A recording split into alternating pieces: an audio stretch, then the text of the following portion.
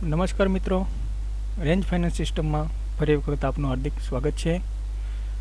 Range finance સિસ્ટમમાં આજે આપણે બજેટ શીટ વિશે વિગતવાર માહિતી જોઈશું. તો સૌપ્રથમ આપણે બજેટ શીટમાં જઈશું.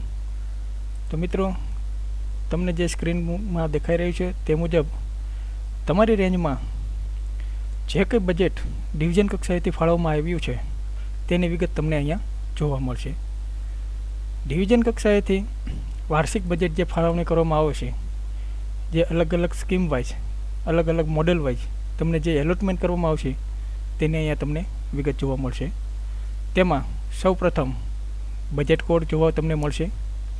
ત્યારબાદ તેના ઓપરેટિંગ હેડ, એટલે તમારી જે સ્કીમો છે તેના ઓપરેટિંગ હેડ શું છે, સ્કીમનું નામ શું છે, આઇટમનું નામ શું છે અને મોડલનું નામ શું છે, પછી એનો રેટ શું છે, ફિઝિકલ ટાર્ગેટ તમને કેટલો આપવામાં આવ્યો છે અને કેટલું એલોટમેન્ટ કરવામાં આવ્યું છે, આ બધી વિગત તમને અહીંયા જોવા મળશે.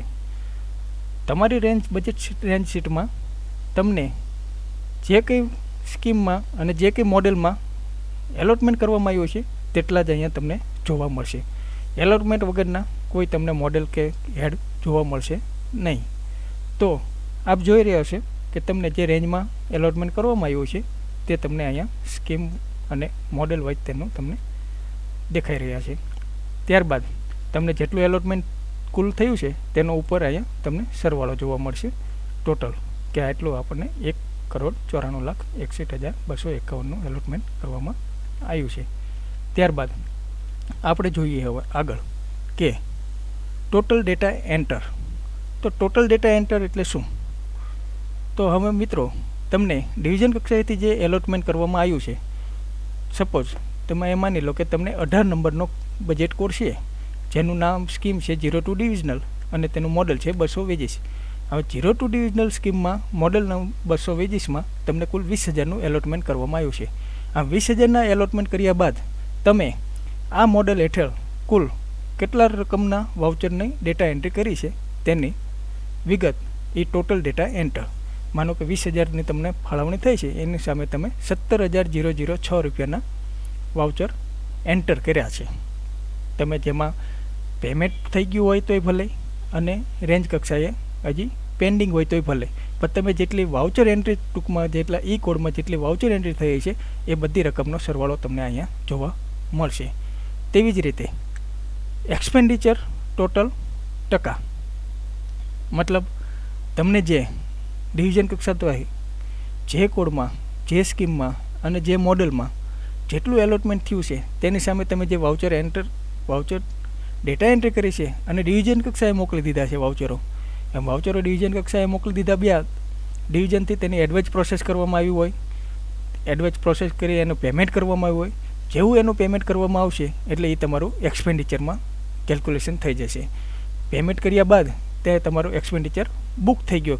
ટૂંકમાં તમારું જે એક્સપેન્ડિચર ખરેખર બુક થઈ ગયું. હવે તેમાં તમારે સુધારા કોઈ થવાના નથી. જે પેમેન્ટ થઈ ગયું છે, તમે જે તે પાર્ટી માટે પેમેન્ટ માટે જે ભલામણ કરી હોય એ મુજબ તેનું પેમેન્ટ થઈ ગયું છે એટલે એ એક્સપેન્ડિચર બુક થઈ ગયો ટૂંકમાં. તો એવું તમારે જેટલું એક્સપેન્ડિચર થઈ ગયું છે તેની વિગત તમને અહીંયા જોવા મળશે. તમે અહીંયા જોઈ રહ્યા છો કે 30 નંબરનો કોડ છે, એની સ્કીમ છે 02 ડિવિઝન અને મોડેલ છે 5,000 અધર ચાર્જીસ છે. એમાં તમને 2,86,724નું એલોટમેન્ટ કરવામાં આવ્યું છે, જેમાં તમે 1,76,761ના વાઉચર એન્ટ્રી કરેલી છે અને 19,722 જે આ 1,76,761માં સમાવેશ થઈ ગયેલો છે, પણ જે 19,722 રકમના વાઉચરો એવા છે કે જેનું પેમેન્ટ ડિવિઝન કક્ષાએથી થઈ ગયું છે, જેથી એને એક્સપેન્ડિચરમાં એ બતાવે છે, અને 1,57,039 જે હજી બાકી છે એટલે એ પેન્ડિંગ એટ રેન્જમાં બતાવે છે. આમ જે ડિવિઝન કક્ષાએથી એડવેન્સની પ્રોસેસમાં જે વાઉચરો લઈ લેવામાં આવ્યું છે, જેનું ચૂકવણું કરવામાં આવી ગયું છે, તે તમારે એક્સપેન્ડિચર ટોટલમાં બતાવશે. હવે પેન્ડિંગ એટ રેન્જ, હવે માનો કે તમે અહીંયા હું બતાવું તમને કે 1,76,761ના વાઉચરો તમે કુલ એડ કર્યા છે, એમાં 19,722ના તમારે પેમેન્ટ થઈ ગયું છે, ડિવિઝન કક્ષાએથી એનું પેમેન્ટ કરવામાં આવ્યું છે. તો હવે બાકી કેટલા છે? તો બાકી છે 1,57,039ના, કે જે કેવા વાઉચરો છે કે જે તેમાં ડિવિઝન મૂકેલા નથી અને તમારે રેન્જ લેવલ જ પેન્ડિંગ છે. તમે ખાલી વાઉચર સિસ્ટમમાં ઓનલાઈન એન્ટ્રી કરી નાખી છે, પણ વાઉચર તમે ડિવિઝને સાદર કર્યા નથી. તો એ બધા જે ડિવિઝને તમે સાદર વાઉચરો નહીં કર્યા હોય એ તમારા બધા પેન્ડિંગ એટ રેન્જમાં બતાવવામાં આવશે. એ તમને દેખાય છે કે 1,57,039 તમારે રેન્જ કક્ષાએ હજી પેન્ડિંગ છે, જે તમારે ડિવિઝન વાઉચરો મોકલવાના બાકી છે. ત્યારબાદ જોઈશું રિસીવ એટ ડિવિઝન. તો રિસીવ એટ ડિવિઝન એ વસ્તુ શું છે મિત્રો, કે રિસીવ એટ ડિવિઝન એટલે કે તમે કુલ ટોટલ ડેટા એન્ટ્રી કરી છે 1,76,761ની, બરાબર. ત્યારબાદ તેમાંથી એક્સપેન્ડિચર કરવામાં આવ્યો છે 19,722નું, એટલે કે જેનું ડિવિઝન કક્ષાએથી એડવાઇઝની પ્રોસેસ પૂરી કરવામાં આવી છે, તેનું પેમેન્ટ કરવામાં આવ્યું છે, તેવા છે 19,722. હવે માની લો કે તમારે 19,722 બાદ તમારે વધ્યા છે 1,57,039, પરંતુ અહીંયા આ બધા પેન્ડિંગ એટ રેન્જ કક્ષાએ છે. પણ હવે ખરેખર એવું થાય કે એડવાઇઝમાં ના આવ્યા હોય અને તમે રેન્જ લેવલે ના હોય પણ ડિવિઝને મોકલી દીધા હોય, પણ એડવાઇઝ નથી નીકળી એની. મીન્સ કે તમે જે વાઉચરો અહીંથી તમારા રેન્જમાંથી ડિવિઝને મોકલી દીધા છે, પણ જે એનું હજી પેમેન્ટ થયું નથી, એટલે એ ડિવિઝન કક્ષાએ પેન્ડિંગ હશે. તો એ બધા અહીંયા તમને બતાવશે કે રિસીવ એટ ડિવિઝન. જેવું ડિવિઝનમાંથી તમારા વાઉચરો રિસીવ કરવામાં આવશે એટલે એ વાઉચરો તમારે અહીંયા તમને જોવા મળશે કે જે હજી પેમેન્ટ નથી થયા પણ ડિવિઝન કક્ષાએ આપણા રિસીવ થઈ ગયેલા છે વાઉચરો. તો એ તમને જેટલી રકમના વાઉચરો છે એ તમને અહીંયા જોવા મળશે. ત્યારબાદ આવશે રિમેનિંગ એલોટમેન્ટ. હવે મિત્રો રિમેનિંગ એલોટમેન્ટ એટલે કે તમને ડિવિઝન કક્ષાએથી કુલ કેટલું એલોટમેન્ટ ફાળવ્યું છે તેમાંથી અત્યાર લગીના તમારા ટોટલ ડેટા એન્ટર કેટલા છે એ બાદ કરતાં જે કંઈ રકમ બચત હશે તે તમને અહીંયા રિમેનિંગ એલોટમેન્ટમાં જોવા મળશે. એટલે કે ડિવિઝન કક્ષાએથી આપણને જે એલોટમેન્ટ કરવામાં આવ્યું છે તેની સામે આપણે જેટલા અત્યાર લગીનમાં જેટલા વાઉચરો એન્ટ્રી કરી છે તે એન્ટ્રીની રકમ બાદ કરતાં જેટલી રકમ રહેશે તે આપણને રિમેનિંગ એલોટમેન્ટમાં જોવા મળશે. હવે મિત્રો તમે અહીંયા સૌથી ઉપર 2 નંબરની રોમાં જોઈ શકો છો કે આ બધા જે તમારે ટોટલ ડેટા એન્ટર છે, કે એક્સપેન્ડિચર ટોટલ છે, પેન્ડિંગ એટ રેન્જ છે, કે રિસીવ એટ ડિવિઝન છે અને રિમેનિંગ એલોટમેન્ટ છે. તો આ બધાના ઉપર તમને અહીંયા સરવાળા જોવા મળશે કે ટોટલ એલોટમેન્ટ કુલ આપણું કેટલું છે. તો તમને ખ્યાલ આવશે કે 1,94,61,251 કુલ એલોટમેન્ટ છે. ત્યારબાદ એમાં ટોટલ ડેટા એન્ટર કેટલો થયો છે તો કે 3,14,945નો ટોટલ ડેટા એન્ટર થયો છે. ત્યારબાદ એક્સપેન્ડિચર કુલ કેટલો થયો છે તો 37,769 બુક કરવામાં આવ્યું છે, જેટલું ચૂકવણું પૂર્ણ કરવામાં આવ્યું છે. ત્યારબાદ પેન્ડિંગ એટ રેન્જ કેટલા છે તો કે 2,77,176ના અલગ અલગ સ્કીમમાં બધા થઈને એટલા આપણી પાસે રેન્જ લેવલે પેન્ડિંગ છે. અને રિમેનિંગ એલોટમેન્ટ કેટલું છે તો 1,94,000 સામે 1,91,000નું જે આપણી પાસે રિમેનિંગ બચત પડ્યું છે. તો મિત્રો આ બજેટ શીટનું તમને આટલો બેઝિક માહિતી સારી રીતે મળી ગઈ છે.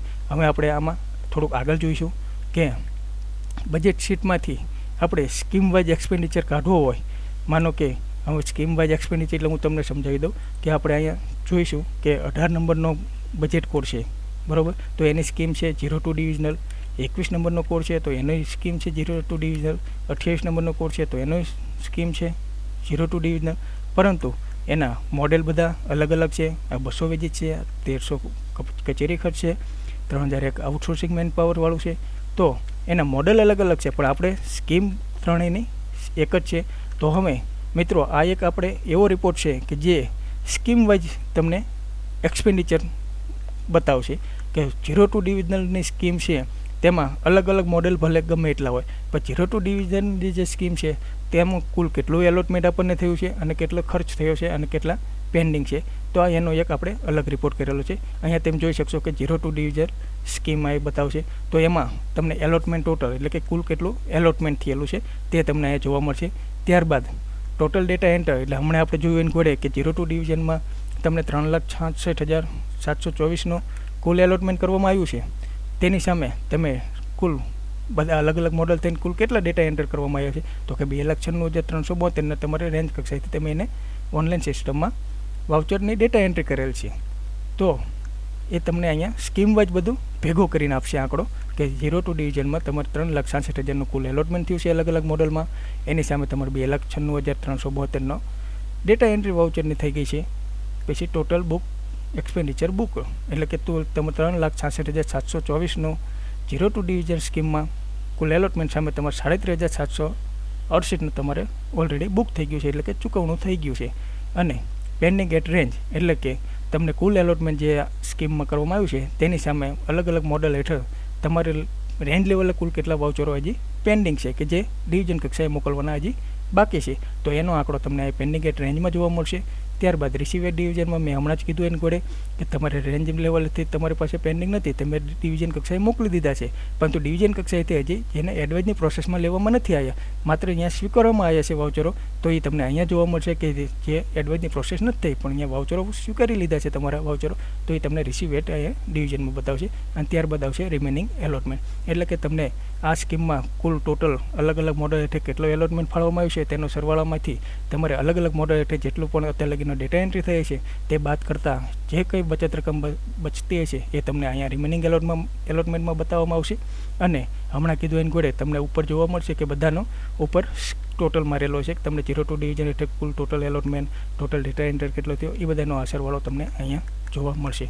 તો મિત્રો મને આશા છે કે મેં તમને સમજાવ્યું, એમાં તમે સારી રીતે સમજી ગયા હશો બજેટ શીટમાં કે કયા પ્રકારના કઈ રીતે આપણે બજેટ શીટમાં આપણને ફાળવવામાં આવ્યો છે અને તેની સામે આપણે ખર્ચ શું કરવામાં આવ્યો છે તેની વિગત તમને ઘણી યુઝફુલ રહેશે. ધન્યવાદ.